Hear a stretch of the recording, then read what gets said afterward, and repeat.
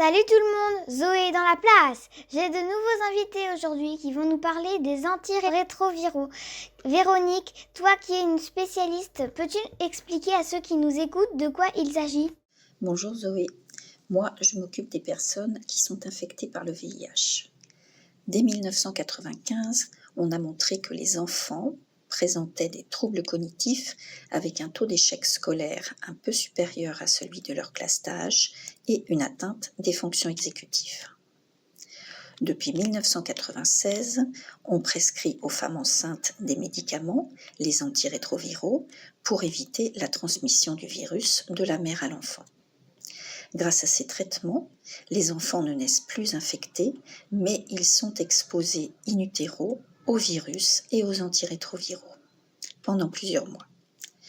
Plusieurs études font état de retard de langage et d'atteinte des fonctions exécutives chez ces enfants, mais souvent les facteurs environnementaux et socioculturels ne sont pas pris en compte.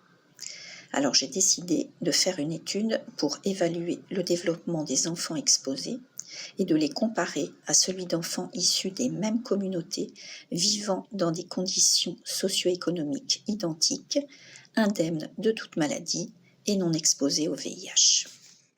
Karine, toi tu fais ton mémoire de master sur cette question. C'est bien cela ? Tu nous expliques ? Bonjour Zoé, effectivement. Même si aujourd'hui il y a peu d'études évaluant les effets néfastes des antirétroviraux sur le développement des fonctions exécutives, quelques études mettent en évidence que les enfants soumis aux antirétroviraux présenteraient plus de difficultés dans la vie quotidienne et plus particulièrement des difficultés exécutives. Ce déficit exécutif a notamment été mis en évidence par le biais de questionnaires.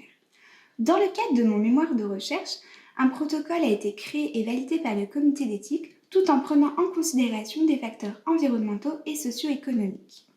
Les rendez-vous ont lieu au domicile des patients avec dans un premier temps un temps d'échange afin de recueillir d'éventuelles plaintes des parents ou de l'école, mais surtout dans le but de mieux connaître l'enfant. Ah, les fonctions exécutives, c'est justement le thème du congrès.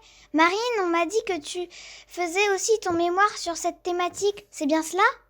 Oui, c'est bien cela, Zoé. En effet, comme nous l'a expliqué Karine, de nombreuses études viennent pointer le possible effet néfaste des traitements antirétroviraux sur le développement des fonctions exécutives des enfants ayant été soumis à ces traitements. Il semblerait notamment que les enfants aient de plus grandes difficultés à réguler leur comportement. Ainsi, mon mémoire s'inscrit dans le même protocole de recherche. Il s'agit d'une étude longitudinale sur 3 ans, durant laquelle les enfants exposés aux antirétroviraux sont rencontrés chaque année. Les données recueillies sont par la suite comparées avec celles d'enfants non exposés aux antirétroviraux et non infectés par le VIH. L'intérêt de cette étude est double puisqu'elle permet, en plus d'apporter de nouveaux éléments de développement de ces enfants exposés aux antirétroviraux, de pouvoir soutenir de manière plus systématique l'évaluation des fonctions exécutives de ces enfants. Merci mesdames, mission accomplie.